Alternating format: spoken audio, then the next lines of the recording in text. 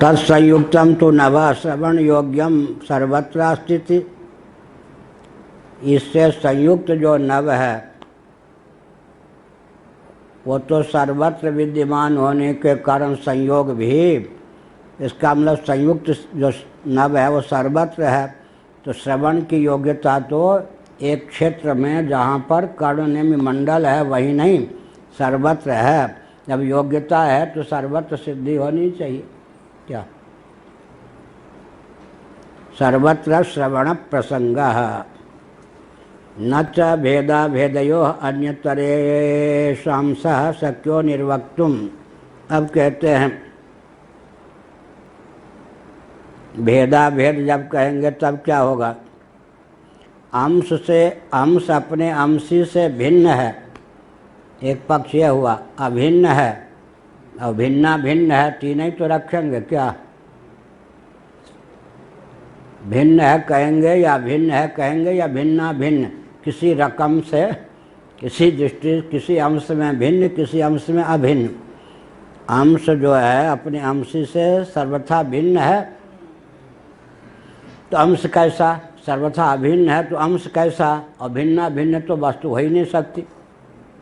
अगर भिन्ना भिन्न मान लें तो 137 और 36 पेज में तो पहले पढ़ा चुके हैं, विस्तार पूर्वक यह शास्त्रार्थ है। भिन्ना भिन्न मानेंगे तो यहाँ भी यह शास्त्रार्थ चला कि भिन्न की प्रधानता होगी या भिन्न की। अगर भिन्न की प्रधानता होगी तो अभिन्न अभेद जो है गौण सिद्ध हो जाएगा। अभिन्न की प्रधानता होगी तब भिन्न गौण सिद्ध हो जाएगा। तो भिन्ना भिन्न भी नहीं, इसीलिए का अंश अपने अंशी से भिन्न ये भी नहीं कह सकते। सर्वथा अभिन्न तो अंशी और अंश भाव नहीं बनेगा, और भिन्ना भिन्न तो कोई चीज़ ही नहीं है, केवल वाग्जाल है। एक रकम से भिन्न, एक रकम से अभिन्न, तो वो रकम वाली बात फिर वही हो गई। एक रकम से गंगा समुद्र से भिन्न, एक रकम से अभिन्न, और रकम रकम कुछ नहीं, फिर तो या कुछ सिद्ध ही नहीं होगा।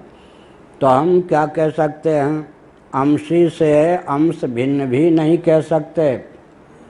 सर्वथा भिन्न हो तब अंश अंशी भाव नहीं बनेगा। ऊँट और खरगोश में कौन अंशी कौन अंश होगा? नहीं बन सकता। सर्वथा अभिन्न कहेंगे तो अंश और अंशी भाव कैसे बनेगा? तब तो दो की सिद्धि नहीं होगी। क्या अभेद कब होगा? सर्वथा भिन्न कहेंगे तो भी सिद्धि नहीं होगी। भिन्ना भिन्न कहने पर भिन्न की प्रधानता हुई तो गए, अभिन्न की अभेद की प्रधानता हो गई हुए तो फिर अंशी से अंश भिन्न है ऐसा भी नहीं कहते बनता। अंशी से अंश अभिन्न है ऐसा भी कहते नहीं बनता। अंशी से अंश भिन्ना भिन्न है यह नहीं कहता। चौथी कोई श्रेणी ला नहीं सकते, इसीलिए भाई अंश तो हो ही नहीं सकता। ममई वांसो जीवलोके। अब क्या भगवान का कथन है, ईश्वर अंश जीव अविनाशी। तुलसीदास जी ने अनुवाद किया तो कल हमने बताया था या परसों।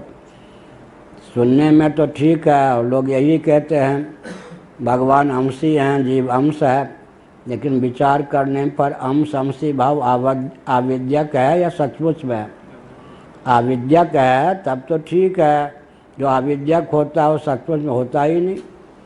अविद्या के कारण जिस कार्य की निष्पत्ति होती है वो तो सचमुच में है ही नहीं।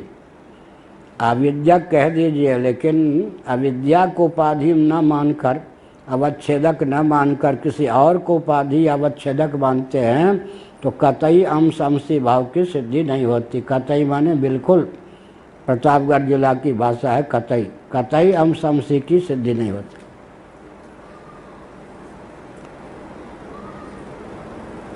न च भेदा भेदयो अन्यतरेणां सह शक्यो निर्वक्तुम। न तो भाभ्याम, न तो कह सकते भेद को लेकर अंश की सिद्धि, न अभेद को लेकर सिद्धि, न उभय को लेकर। उभय माने भेदाभेद को लेकर भी अंश की सिद्धि नहीं होगी। विरुद्धयोः एकत्र समवायादित्युक्तम। पहले ही कहा जो विरुद्ध होते हैं उनका एकत्र समवाय सिद्धि नहीं होता है। क्योंकि भेद अभेद नहीं, अभेद भेद नहीं तो भेदाभेद मिली हुई चीज़ कैसे होगी? वो तो ऐसे होगी जैसे मुफ्ती की बेटी और भाजपा का समझौता। तस्माद् अनिर्वचनीयानाद्य विद्या परिकल्पित एवं अंशो नवसो न भाविक इति युक्तम। भाविक माने वास्तविक, इनके शब्द भी विचित्र होते। जबकि बात ऐसी है, इसलिए काश कृष्ण मत का अगर कोई अनुगमन करते हुए जीव को परमात्मा का अंश सिद्ध करते हैं, तब उनको भगवान शंकराचार्य महाभाग ने श्रुति का मंथन करके जिस प्रकार क्या किया, आविद्यक जीव भाव की सिद्धि की, अनिर्वचनीय। अनिर्वचनीय माने आविद्यक, न सत कहते न असत कहते बने, न उभय कहते बने, ऐसे अविद्या अनिर्वचनीय हैं। तब तो माया को लेकर अविद्या को लेकर संगत सध जाएगी। आविद्यक भेद है, वास्तविक नहीं। भाविक माने वास्तविक नहीं। अगर आप वास्तविक मानते हो, अविद्या के अतिरिक्त कुछ मानते हो भेदक, तो किसका? जीव और ब्रह्म का। फिर जीव हो जाएगा अंश, ब्रह्म है हो सिद्ध होगा अंशी, यह नहीं बन सकता। तस्माद् अनिर्वचनीयानाद्य विद्या परिकल्पित। अनिर्वचनीय जो है वो भी कब से टपक पड़ा, ऐसे नहीं। अनादि अविद्या परिकल्पित एवं अंशो नवसो न भाविका इति। जीव जो है वो परमात्मा का अंश सिद्ध होता है। दृष्टांत में क्या है? नभ का अंश सिद्ध होता है। कौन? श्रोत्र। ऐसा दृष्टांत में यह।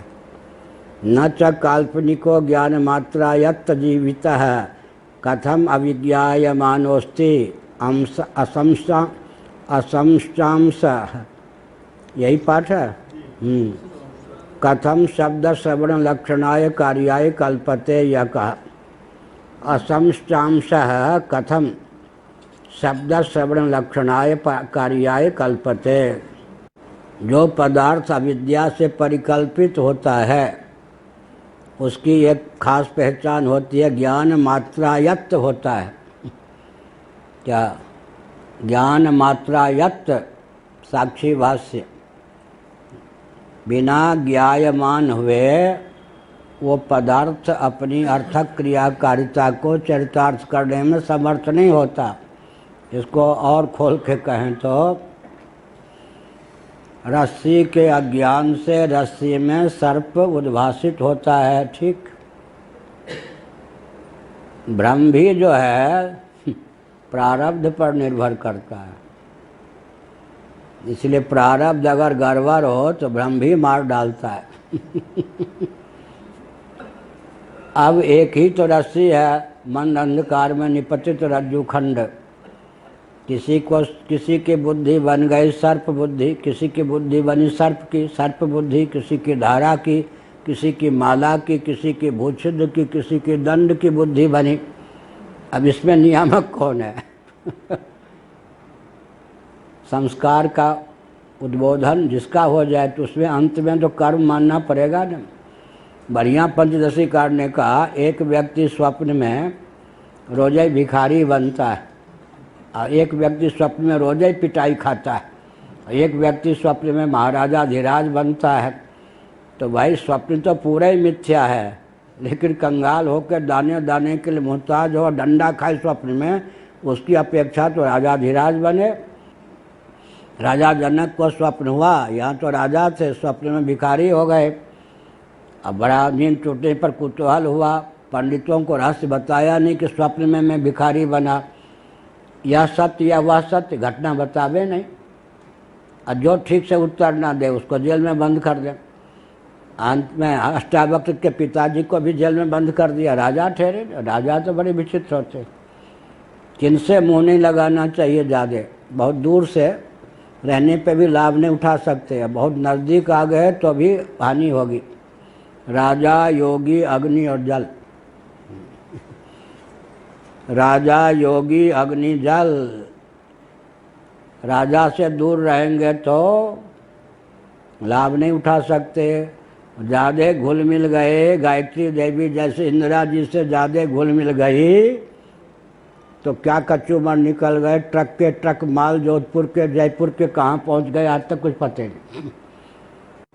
योगी से बहुत दूर रहेंगे तो लाभ नहीं उठाएंगे, ज़्यादा घुल मिल जाएंगे साप वाप दे देगा तो मरमरा जाएंगे। हाँ, हमने क्या कहा, राजा योगी अग्नि जल।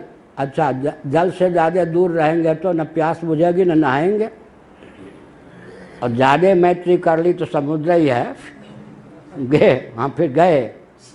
और अग्नि से दूर रहेंगे तो सर्दी वादी का निवारण भोजन आदि की, और ज़्यादा अग्नि से मैत्री कर ली तो जले। इसलिए राजा योगी अग्नि जल, इनसे लाभ उठाना बड़ा कठिन। कभी न कभी व्यक्ति चपेट में आके सांप वाप खा जाता, जल जाता, डूब जाता है, क्या या फांसी पे चढ़ जाता है। राजा योगी अग्नि जल का व्यवहार करते हुए इनसे लाभान्वित हो, हानि न उठावे। ये बहुत कोई पुण्यात्मा त्यागी तपस्वी होता है तब उसके बस की बात है, नहीं तो यहीं इन्हीं से मरता है फिर। इसीलिए कहा। अब कहते हैं ये जो रज्जु सर्प है, वो मैंने कहा किसके लिए कहा, भ्रम में भी प्रारब्ध। क्या स्वप्न में डंडा खाओ या राजाधिराज बनो, उसमें भी प्रारब्ध। रस्सी को सर्प समझो या धारा या माला या भूछिद्र, अगर सुनहरी माला समझेंगे रस्सी को तो रस्सी काटेगी तो नहीं, और आह्लाद तो देख के उत्पन्न होगा ही। और सर्प समझेंगे तो भयभीत होंगे, ठोकर खा के गिरे तो सर भी फूटेगा। बाद में अगर रस्सी का ज्ञान हो भी गया तो हॉस्पिटल तो जान नहीं पड़ेगा, और कहीं बेहोश ही हो गए, डरपोक कितने थे तो मर भी सकते, और भ्रम का सर्प मार भी देगा। तो प्रारब्ध ही भी विचित्र होता है ना, भ्रम में भी व्यक्ति के संस्कार का योग होता है, संस्कार के पीछे कर्मानुबंधहीन मनुष्य लोग के। इसीलिए भ्रम में बहुत अंतर है। क्या भ्रम में बहुत अंतर है। वहाँ भी किस व्यक्ति को किस वस्तु में कौन सा भ्रम हो। अगर सज्जन में दुर्जन बुद्धि हो गई तो मारे गए या नहीं, भ्रम तो भ्रम है। या दुर्जन में सज्जन की बुद्धि हो गई तो खा जाएगा वो, क्या हो गया ना, मुनि ने हो या बड़ा विकट कपटी ने खा ही लिया। दुर्जन में सज्जन बुद्धि हो गई तो मारे गए, भ्रम तो है ही। सज्जन में दुर्जन बुद्धि हो गई तो क्या है। इसीलिए कहा भ्रम जो होता है उसकी एक पहचान है कि भ्रम आविद्यक होता है। क्या, और भ्रम सिद्ध पदार्थ ज्ञायमान होता है, ज्ञान मात्रा यत्त जीवित है। क्या मतलब हुआ कि जब तक रज्जु सर्प ज्ञान का विषय न बने, अनिर्वचनीय ढंग से रज्जु सर्प ज्ञान का विषय रज्जु ये सर्प वहाँ अनिर्वचनीय ढंग से उत्पन्न न हो, तब सर्प को देखकर भगने आदि की, और अगर सपेरा हैं तो लेने की भावना कैसे बनेगी। इसलिए सर्प को देखकर या सीपी में चांदी को देखकर लेने की भावना, यहाँ भगने की भावना होती है, तो मानना चाहिए कि तत्काल अनिर्वचनीय ढंग से आविद्यक सर्प और चांदी आदि की उत्पत्ति होती है। कथम अज्ञायमानोस्ति, इसलिए हमारे पूज्य गुरुदेव ने हमको सिखाया शास्त्रों के आधार पर स्वप्रकाश आत्मा के अतिरिक्त जितने भी पदार्थ हैं, ज्ञाततया अज्ञाततया, सब साक्षी भाष्य हैं। क्या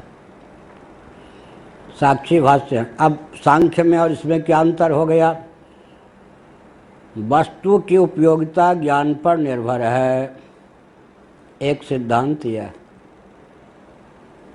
एक सिद्धांत है कि वस्तु शक्ति ज्ञान की अपेक्षा नहीं रखती, श्रीमद् भागवत 6ठा स्कंद अध्याय 2। एक सिद्धांत है वस्तु शक्ति ज्ञान की अपेक्षा नहीं रखती। अग्नि को अग्नि समझकर छुएं तो अग्नि को अग्नि न समझकर छुएं तो जले बिना नहीं रह सकते। अमृत को अमृत समझकर पीवें या अमृत को अमृत न समझकर पीवें, अमर हुए बिना नहीं रह सकते। गंगा जल को गंगा जल समझकर पीवें या गंगा जल न समझकर पीवें, तरे बिना नहीं रह सकते।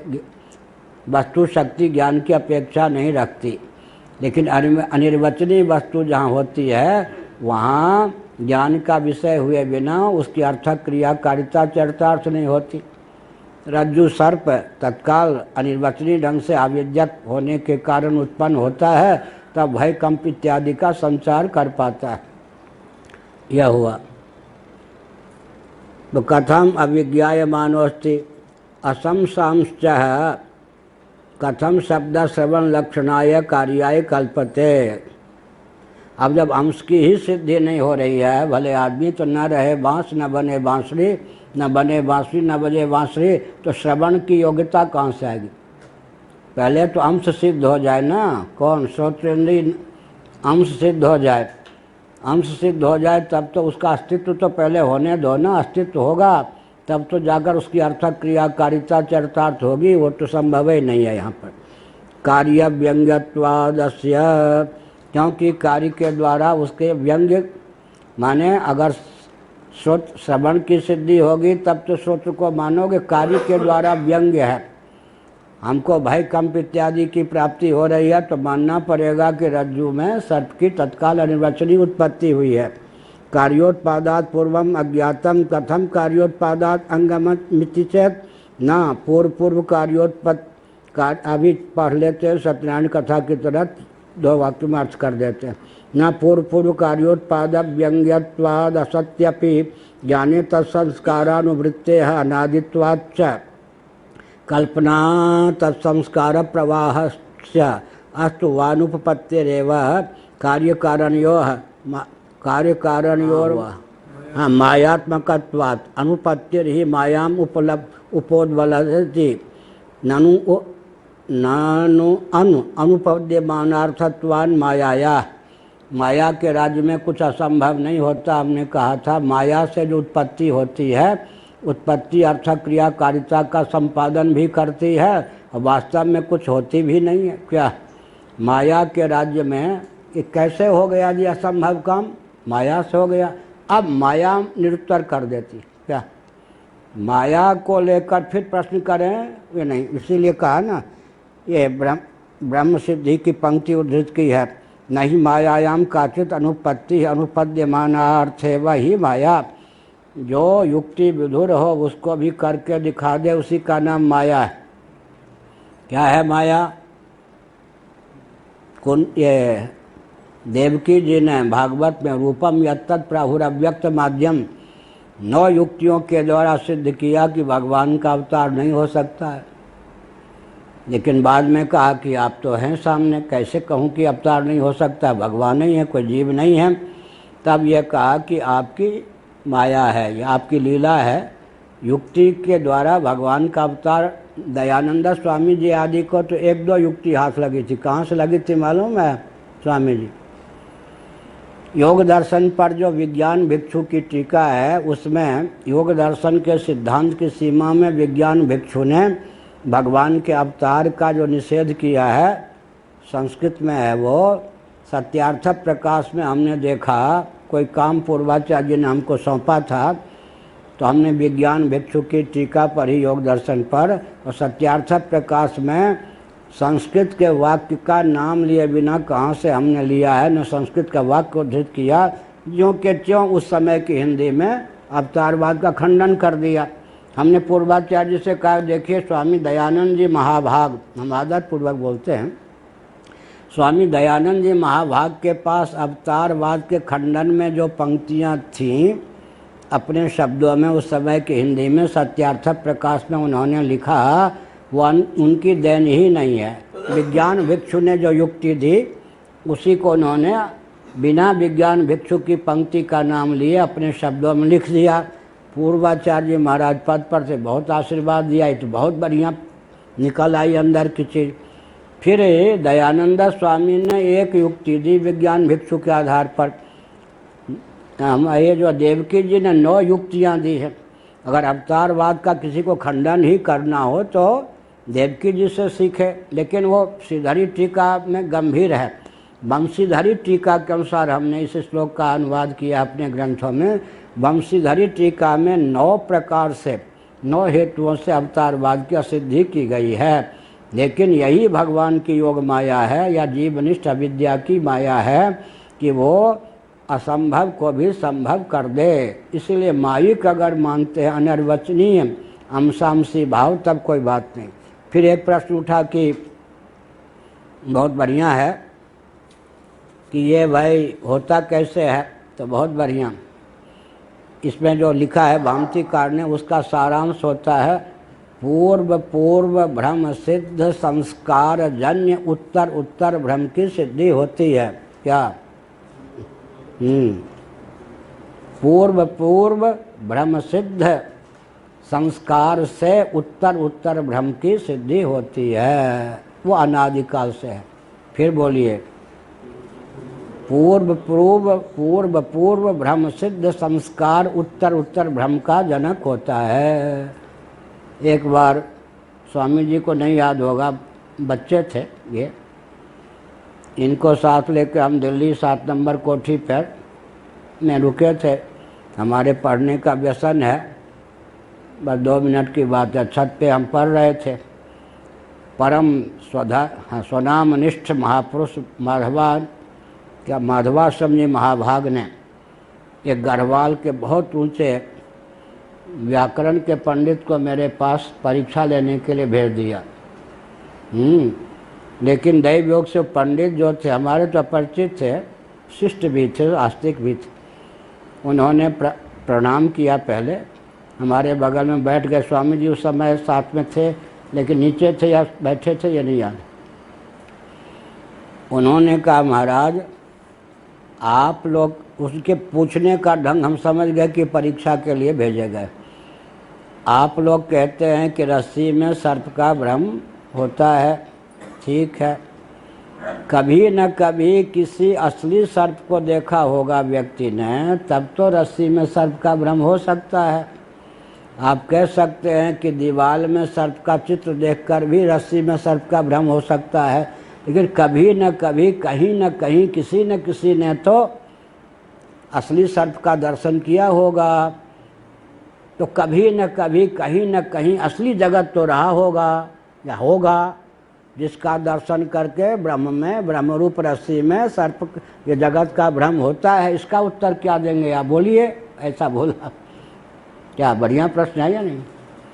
जगत आप लोग कहते हैं रज्जु सर्पवत मिथ्या है, तो रस्सी में सर्प का विभ्रम होता है। मान लो चित्र में लिखे हुए सर्प को देखकर भी किसी को रस्सी में सर्प भ्रम हो सकता है, लेकिन कभी न कभी किसी न किसी व्यक्ति ने बामी में, सपेरे की पिटारी में या वन में सर्प को देखा होगा, तब तो भ्रम की बात चलती है। तो कहीं न कहीं तो जगत सत्य होगा, जिसको देखा होगा तब तो जाकर ब्रह्म में जगत की कल्पना या ब्रह्म को में जगत को रज्जु सर्प मानते। हमने कहा ठीक रहा है पंडित जी, दाष्टान्तिक में रज्जु स्थानीय कौन होगा? ब्रह्म। यहाँ तो रस्सी एक देश में है, वो भी जितने अंश में मंद अंधकार में है उतने अंश में सर्प भ्रम होगा। दाष्टान्तिक में रस्सी को कहाँ ले जाओगे? ब्रह्म में। तो ब्रह्म के, अच्छा ब्रह्म के अंदर जगत है या बाहर, या ब्रह्म में ब्रह्म ही जगत है जी? क्या उत्तर होगा? ये उसको छोड़ दीजिए। मिट्टी के अंदर घट है या मिट्टी के बाहर घट है, या मिट्टी ही घट है? क्या उत्तर देंगे? न मिट्टी के अंदर घट है न मिट्टी के बाहर, वो शास्त्रार्थ अलग है, अनिर्वचनिक है। न मिट्टी के अंदर घट है, क्योंकि आकृति नहीं है ना, मिट्टी के अंदर घट नहीं है। घट मिट्टी के बाहर है तो मृद घट नहीं कह सकते। न अंदर है न बाहर, अब मिट्टी ही घट है, तब तो मिट्टी से काम चला लीजिए। घटोत्पादन की प्रक्रिया ही व्यर्थ है। तीनों में कौन सा उत्तर होगा? तो ब्रह्म के अंदर जगत है या बाहर जगत है या ब्रह्म ही जगत है? इसका उत्तर क्या होगा? ब्रह्म के अंदर जगत है। तो जैसे बिल में सर्प होता, वैसा कोई ब्रह्म पोला है कि उसके अंदर हो जाए, घुस जाए जगत? ब्रह्म तो ठोस है ना, सदघन चिदघन आनंद घन। ब्रह्म के अंदर जगत हो नहीं सकता, और ब्रह्म के बाहर कोई जगह नहीं है जहाँ पर जगत होगा, और ब्रह्म ही जगत है ये कह नहीं सकते, क्योंकि ब्रह्म और जगत के लक्षण नहीं मिलते। न अंदर है न बाहर, न वही है। कहाँ लिखा है? गीता के 9वें अध्याय के 4-5वें श्लोक में, न च मत्स्थानि भूतानि न चाहम ते स्वस्थितः। मोटा मोटी पहले कहते हैं कि जगत में मैं हूँ अनुगत, और जगत मुझ में है मेरे आश्रित। बाद में भगवान ने कहा, न च मत्स्थानि भूतानि न चाहम ते स्वस्थितः। न मुझ में जगत है न जगत में मैं हूँ, मैं ही मैं हूँ। न मिट्टी में घट है न घट में मिट्टी है। क्या कहेंगे, घट में मिट्टी है या मिट्टी में है? और दूसरी बात, तो मिट्टी तो आधार है ना घट में, फिर क्या कहेंगे, घट के मिट्टी के अंदर घट है या बाहर घट है? ना अंदर है ना बाहर, अब मिट्टी ही घट है, ये भी नहीं। तो ब्रह्म के अंदर भी जगत नहीं, बाहर भी जगत नहीं, और ब्रह्म ही जगत नहीं। तो पूर्व अविद्या सिद्ध। हमने कहा वहाँ पर रज्जु स्थानीय जब ब्रह्म होगा पंडित जी, तो ब्रह्म के अतिरिक्त कोई देश होगा, तब तो जाकर असली जगत बैठेगा। तब पंडित जी ने कहा, महाराज हमको परीक्षा नहीं लेनी थी किसी के कहने पर, हमको तो आपसे कुछ सीखना चाहिए था। हमने कहा ठीक। इसका अर्थ क्या हुआ, पूर्व ब्रह्मजन्य संस्कार सिद्ध उत्तर ब्रह्म की परंपरा अनादिकाल से चल रही है। इस प्रकार आविद्यक अगर मानते हैं अंशांशी भाव तो कोई आपत्ति नहीं। अगर आविद्यक नहीं मानते हैं तो न तो जैसे कर्ण सस्कुली में जो अवच्छेद आकाश है उसको आप अंश कह सकते हैं आकाश का, न कर्ण सस्कुली को आप आकाश का अंश कह सकते हैं। और संयोग तो द्रव्य है ही नहीं, संयोग को भी आप आकाश का अंश नहीं कह सकते हैं। और नभ की माने कर्णेंद्रिय की पहले सिद्धि तो हो जाए तब उसको अंश कहेंगे। इसीलिए अंत में अगर आप आविद्यक नहीं मानते हैं, अविद्या से अगर अंशांशी भाव नहीं मानते हैं तो कतई अंशांशी भाव सिद्ध नहीं होता। आविद्यक मानते हैं तो काशकृष्ण जी का जो मत है पूर्ण रूप से चरितार्थ होता है। ओम पूर्णमदः पूर्णमिदं पूर्णात् पूर्णमुदच्यते पूर्णस्य पूर्णमादाय पूर्णमेवावशिष्यते। ओम शांति शांति शांति।